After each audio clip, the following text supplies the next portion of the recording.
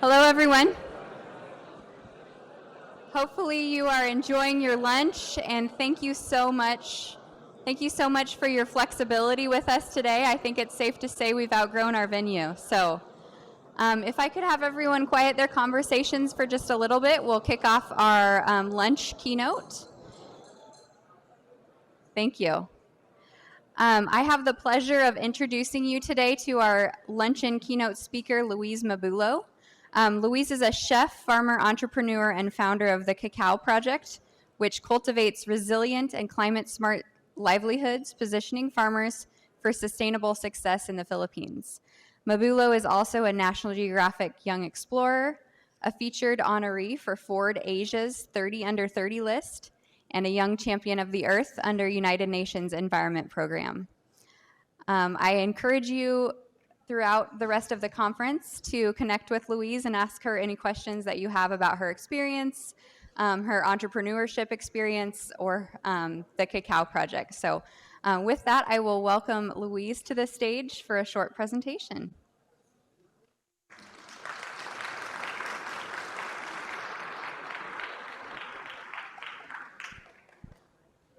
Thanks so much, Francis, and to Amber and Molly, and to everyone really involved in making this conference. It's really incredible to finally be here.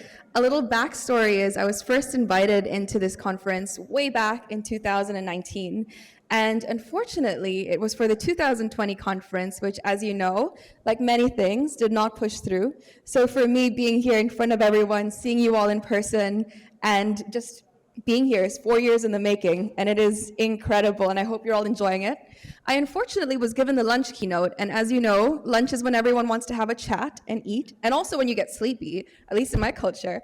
So I hope that you can at least enjoy a little bit of this as you're enjoying food. And I will be talking about food, so the timing is perfect. No one will be hungry at the very least. So I know you're probably wondering why there is a little girl sat on the stage giving a keynote at an agricultural conference. So Francis had so kindly introduced me, but to give a little background, my name is Louise. I'm 24 years old. I come from the Philippines, and I'm the founder of my initiative called the Cacao Project. So what we do is we cultivate climate-smart, resilient agroforests for farmers to help position them for sustainable success, but also give them interventions at every stage of the value chain to help transition them into this kind of new world that we're seeing with climate adaptation. Now,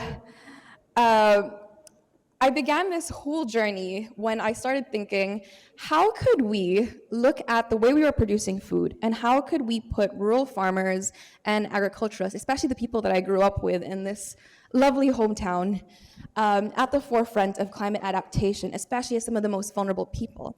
And we ended up finding that answer in cocoa. So this is a bar of chocolate, which I think some of you will be given at the very end of this conference. But how could we get this bar of chocolate? And how can it help transition livelihoods? How can every single person individually be a part of a green transition into a climate-smart economy? And how can we put rural communities and people working in agriculture at the very forefront of that change? So I will have to take you on this mildly unconventional journey with me all the way back to the beginning of my culinary career at the very ripe age of 12 years old. So I was a finalist in the TV reality series Junior MasterChef, and this catapulted me into one of the world's earliest culinary careers. I was considered a culinary prodigy in the Philippines, working under the best chefs, the best restaurants, with people who were thrice my age. And you would see this little girl in her oversized chef's clothes figuring out what to do and curating high-end pop-up dinners. Very out of place in the industry that she was, much as I am still today in agriculture. But I realized that as a chef, I was cooking food and highlighting dishes, and food systems extended way beyond me as this person in this industry cooking, and it extended way beyond each of you eating and having good food on your table. In fact, it extended to a vast system of farmers, producers, people in logistics, people in water, even marketing and design, that played an important role in bringing the food to where we are today. And we are often so disengaged from this process.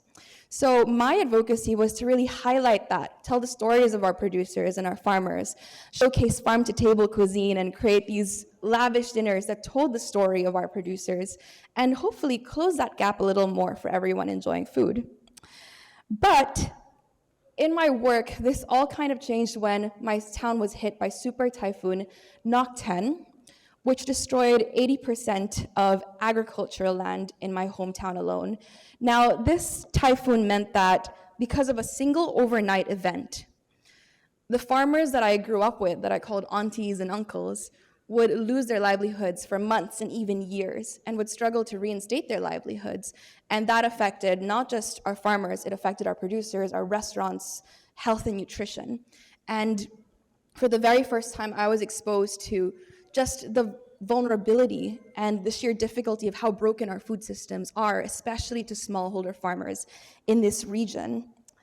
And in fact, they are some of the most vulnerable people to climate issues, typhoons, hurricanes, droughts, as we are seeing in discussions these days. So how do we transition them and how do we change them as we're seeing intensifying typhoons year after year? So that was when I began the Cacao Project. So in the recovery phase after the typhoon, we spoke to these farmers and looked into how they were growing their food, their ingredients, and what we could do to help provide interventions. It began as a typhoon relief project, then it turned into a seed exchange program, and then we realized that this was something where we needed to continually do more interventions at every single stage of the value chain, year after year, day after day, to fully understand their situation. So we thought to ourselves, what can we do so we're not just taking on the brunt of typhoons, but also mitigating loss and damage in its aftermath? And that is how we came to growing cocoa, which, as you know, makes a bar of chocolate. But surprisingly, not many people know that cocoa comes from a bean or from that red fruit that you can see on the tree. In fact, people from the value chain of chocolate know very well that this goes through so many different bureaucratic processes before it finally reaches the convenient bar of chocolate that you pick off of a shelf. But cocoa was high in demand. It has a great market. Everyone loves chocolate. I can see chocolate chip cookies on your table. So it reaches all of us, and it's something that we can enjoy. But it's also something that's been growing in our landscapes for years, and it could be a tool to help transition farmers into an agroforestry system.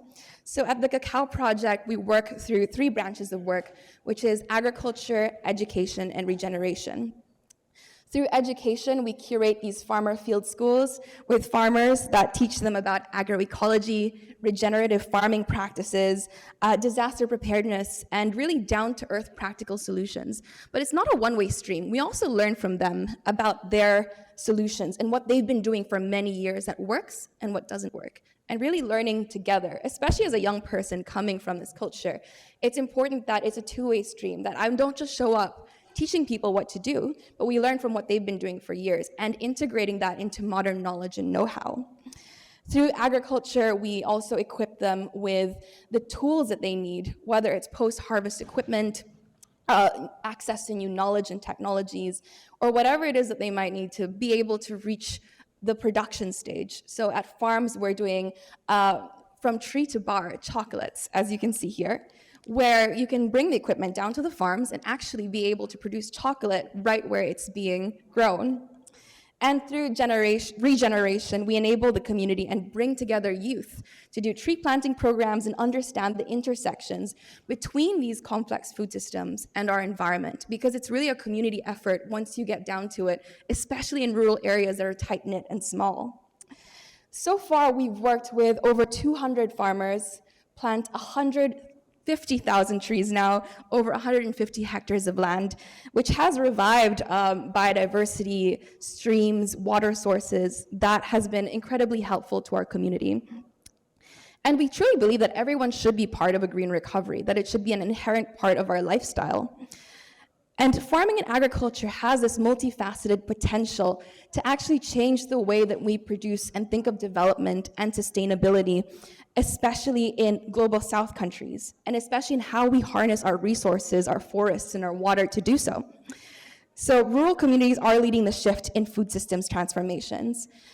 Did you know that the food and land use systems account for up to 30% of global greenhouse gas emissions? despite being an industry that works with soil, with trees, with all sorts of different plant life and biodiversity. And keeping that in mind, our world is set to require 70% more food by 2050. While alternatively, due to global soil degradation, according to the FAO, we have about 60 years worth of harvest left because of our biodiversity collapse. And not to mention its impacts on climate, on smallholder farmer livelihood, on communities and nutrition and health. So with these dire statistics that I'm throwing at you, I hope you're still absorbing it because it's so hard to kind of digest this. It means that we need to produce more food while simultaneously being conscious about the way we farm, while simultaneously looking at an industry that is inherently considered the most unsustainable industry next to energy and fossil fuels. So we're faced with this catch-22 as producers that is either being villainized or given so much hope in how we produce. So this is the exact opportunity forward.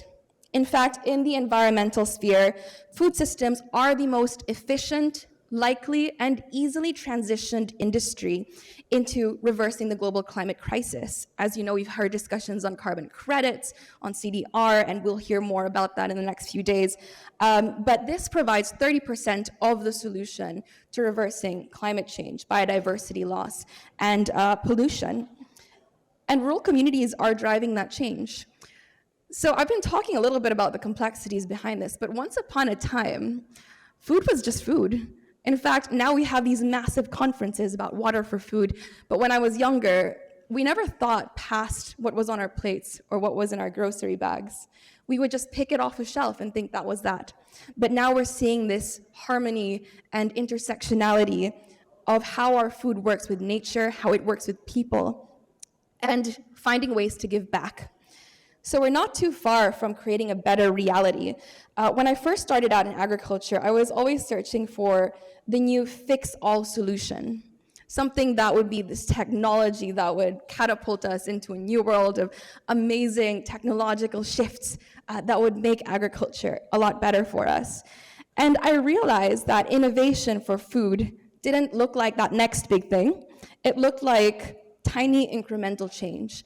And more importantly, it looked like reaching back into traditional systems and talking to our elders and figuring out what they already know or what they've been doing back when we thought of food as just food. And these solutions have to be region-specific, have to be unique, are usually led by indigenous peoples or by rural individuals or people in low-income smallholder farmer situations. So I realized that climate adaptation can look like something that isn't technological, but something that's actually very practical and simple. Back home, that means creating agro-ecosystems like agroforestry. We discussed a little bit about cover crops and planting windbreakers or no-till or minimum tillage systems, or even controlled livestock grazing systems, which I'd be happy to talk about a little bit later. But to me, and what that looked like growing up was just my dad throwing chickens around, around the trees and saying, oh, all of this is actually enriching the soil. And it also means kind of no waste circular economy systems that many communities have been doing inherently as a part of their lifestyle because they didn't produce waste. Everything that came from the ground was something that they just returned back to it. And these have been practiced by farmers in one way or another, and we still see it even today in industrial systems. And so as a young generation of farmers, I've made it part of my mandate to kind of learn everything I can from my elders and restore these knowledge systems. One aspect is the brilliance of cultivating good soil. Now, this concept of living soils is coming up in regenerative farming. And 1 teaspoon of soil contains more biodiversity than the whole population of the world right now. And although living soils is something coming up in Western farming, in the Philippines and in many parts of the world, especially in Latin America, we see soil as this living entity that you must cultivate and take care of. But soils are incredibly urgent now. They have the biggest capacity for sequestering carbon and capturing all sorts of toxins from the atmosphere to restore our air, our ecosystems, and our pollution. And we're not just talking by a little bit, we're talking gigatons. And when I look at soil, it's just fascinating to me how people look at it as dirt.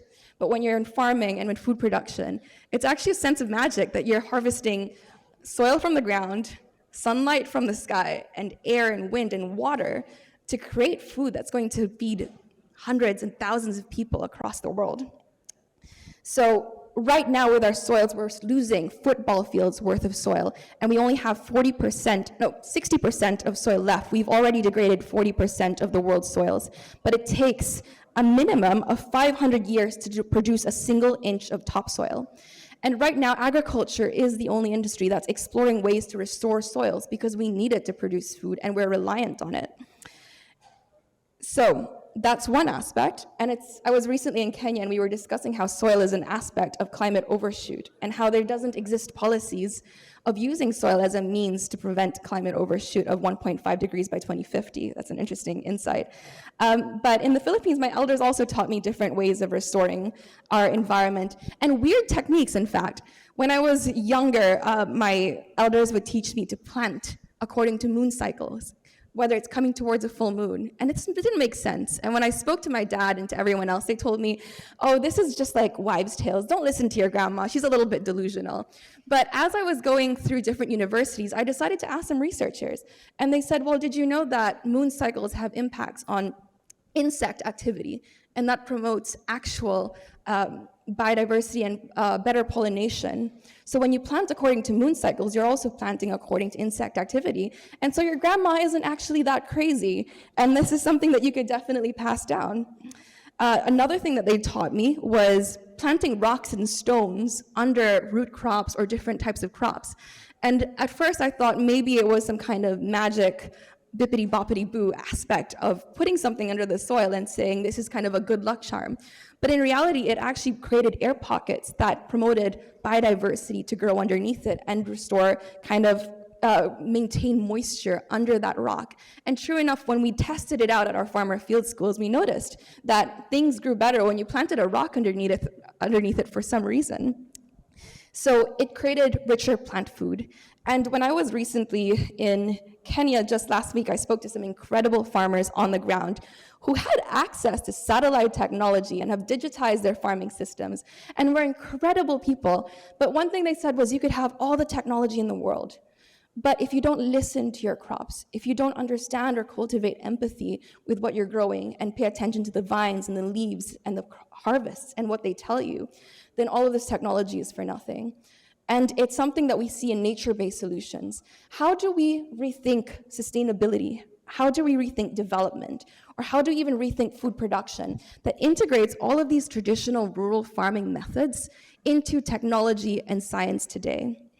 Things that are just considered invisible knowledge. Many of these things people don't teach you because you're expected to grow up learning it from your grandparents or your aunties and uncles. And it's very under-researched. But as you know, 80% of global biodiversity is maintained by indigenous peoples, by rural communities and smallholder farmers. And because of them, and because of these bits of knowledge that are getting lost to society because of increased need for modernization, or just because the young people aren't as interested in farming, we tend to lose these pieces of invisible knowledge that play a critical role in taking care of our environment, but also producing better quality food. And I say this because a food systems transformation isn't going to happen overnight. It's small, imperfect changes, incremental bits of advice, or even a lot of mistakes that we make along the way that's going to inform us of what it's going to look like one day. And all of these things are unique to different regions of the world, and it's incredible to see the diversity of people here. And I'd love to hear all of your stories of what this looks like. My sunset will be your sunrise, and it's always something different to see how the sky will inform our weather patterns. But more importantly, we need to each work together to create a transformative role in transforming this industry into something that may not be what it looks like today, because years ago when I started, agriculture's intersections with the food industry, with human health and well-being, with water and chemicals, and even energy and solar production were something that were so difficult to fathom. But now I'm seeing all of it finally coming together. And hopefully, everyone here in this room will drive that change. All these uniquely small discussions and sessions will hopefully come up and birth a whole new era of regeneration in agriculture. But one of the reasons why I do this is that I also want to show the world that rural communities, and especially disaster-prone regions, vulnerable places, people who may not have had access to education or a university, are so much more than victims or survivors to climate hazards. In fact, they have such an important role to give in environmental restoration. And we're not just statistics on the news. It's bizarre to me to watch reports and see maps and charts and see these statistics and knowing that I was just on the ground speaking to these people, seeing these statistics not as numbers, but as individual stories and experiences that they've led through, whether it was rain cycles or seasons of harvest. Our communities have so much inherent cultural knowledge that need to be adapted and integrated into these conversations. And we can share with the world about our ability to adapt and merge culture with environmental conservation, regeneration, agriculture, and transformative food systems. And we're now doing that through a bar of chocolate. So with that, thank you so much, and I hope that you can return to your meals and have had a great day.